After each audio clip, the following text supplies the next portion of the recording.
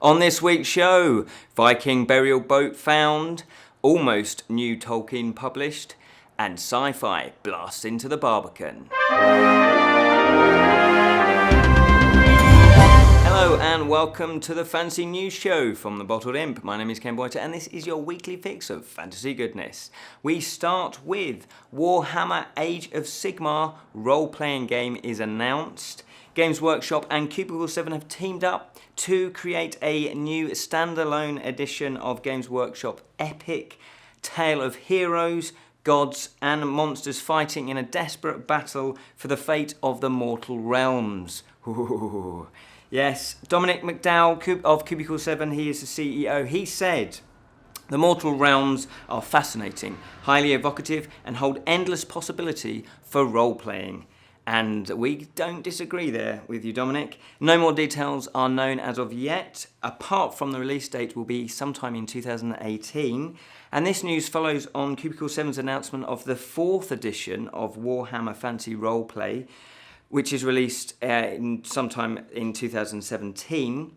And these two games will be independent of each other, and they will have different rule sets as well. So they are, although they sound very similar in what they actually are, they are different standalone games.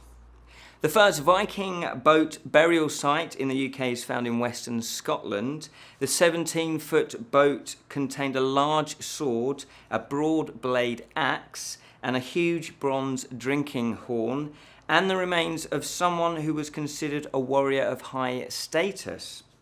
2 teeth and a few bone fragments are all that remain of the body, and are believed to have characteristics belonging to a woman.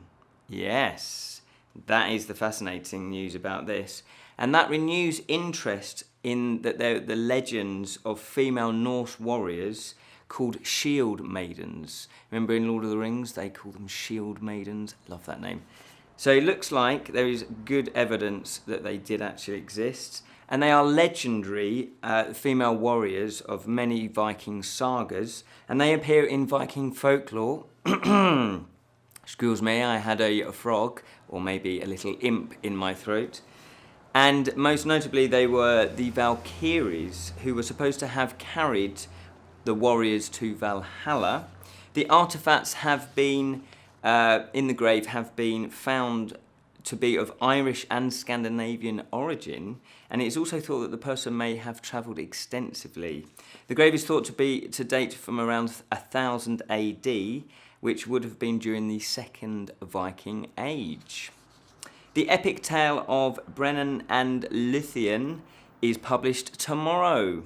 That's if I've pronounced it properly. Although, obviously, it'll still be published if I have mispronounced it.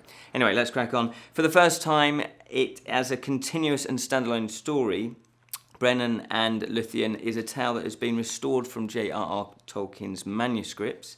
The tale became an essential element of the evolution of the I knew I'd get that wrong. The Silmarillion. There we go. Which is the myths and legends of the first age of the world. Returning from France and the Battle of the Somme at the end of 1916, Tolkien wrote this tale the following year. And in this book, J.R. Tolkien's third son, Christopher Tolkien, has attempted to extract the story of Brennan and Luthien from the comprehensive work in which it is embedded. He has told the story of in his father's own words by giving first its in original form, and then passages in prose and verse from letters, texts that illustrate the narrative as it actually changed. And it's all presented for the first time. They reveal aspects of the story, both in event and narrative, the immediacy of it, as though it was afterwards lost, if that makes sense. It's as though all of this text was kind of lost. Now, the book is in hardback and it comes out tomorrow, which is the 1st of June, with illustrations by Alan Lee, who also worked on the Lord of the Rings films. Into the Unknown, a journey through science fiction, is a genre-defining exhibition of art, design, film and literature. From the 19th century cabinets of curiosities to the vastness of space, through future cities, into the inner landscapes of human perception. That was the tagline. Not quite snappy, but I think it covers pretty much what the exhibition is about. It covered a wide variety of the genre, including Jules Verne and Ray Harryhausen, vintage artworks promoting Soviet visions of space, so that would be different, different perspective of space. Aliens and standalone iconic spacesuits from a galaxy of blockbusters, including Star Trek and Interstellar. It's all curated by historian and writer Patrick Geiger. The festival-style exhibition consists of more than 800 works, many of which have never been seen in the UK before.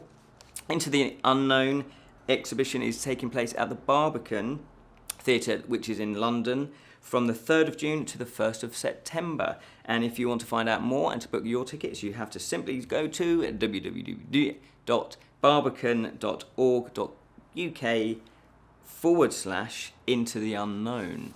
And we will put any links in the description of this episode, as usual. Kickstarter news. Ash of Gods is a mix between a role-playing visual novel and an online turn-based strategy game from Odrium Dust Studios. Yeah. The video game is heavily inspired by the Banner Saga series, Japanese visual novel games, and the Spirit of the Darkest Dungeon, and will be available on PC first.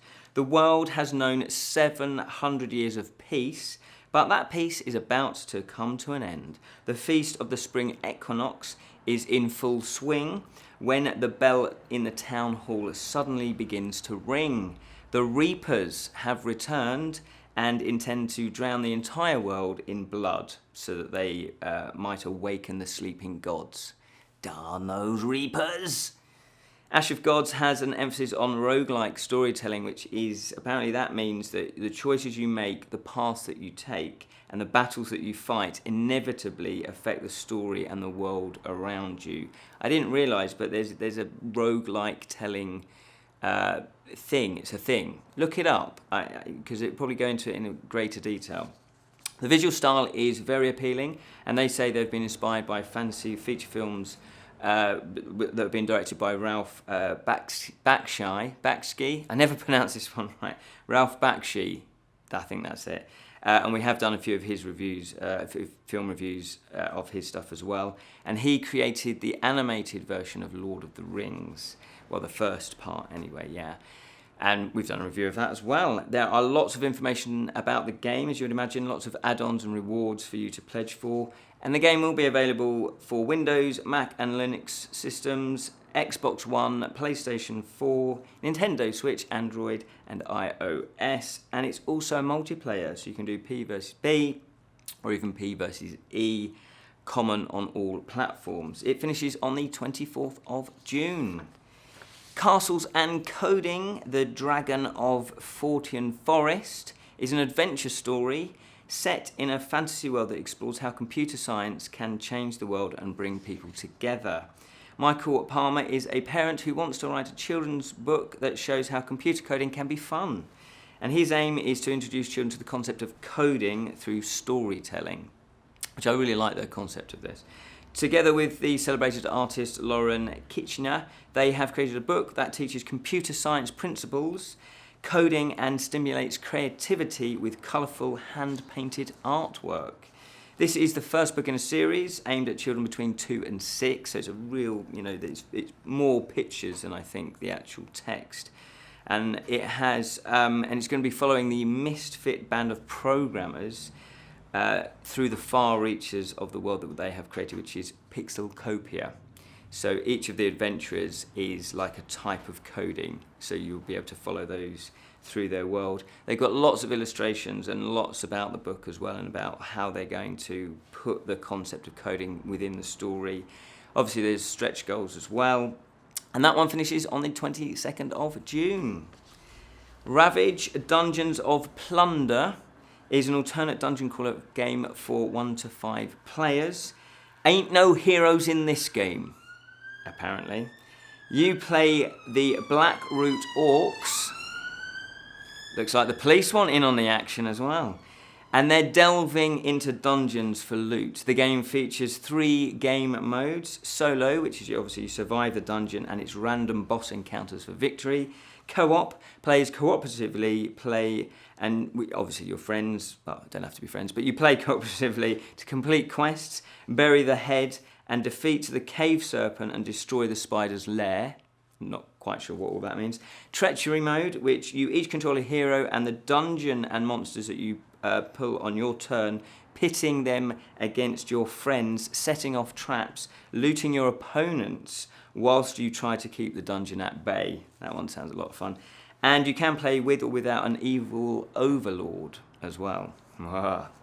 The dungeon is randomly built from a deck of cards that you draw each turn as you follow your band of orcs and let them explore the dungeon. There are tons and tons of components in this box, and there's got the rules up there as well, and there's various videos to help you decide whether or not you like the mechanics of the game and the feel of the game and how it plays. They have reached their target, and the campaign finishes on the 17th of June. Bottled Imp news, I will be attending the UK Games Expo this weekend. Yes, it is running from this Friday, which I believe is the 3rd, 4th, 5th, 6th. 2nd, thank you. Thank you, Julian. At least somebody's on the board. The 2nd, it's 2nd to the 4th then. So it covers the Friday, Saturday and Sunday. I'm going to be there all 3 days as press, obviously, trying to get some new information about board games that are coming up. I'll be chatting to the publishers, chatting to anybody. So if you do see me around, I'll be wearing a Bottled Imp t-shirt. It'll be green. You'll be able to notice the logo. Come say hello if you're there as well. Have a little chat. And you never know, we could play a game together. Because last year we went up, we had a stall, and we were doing lots of interviews.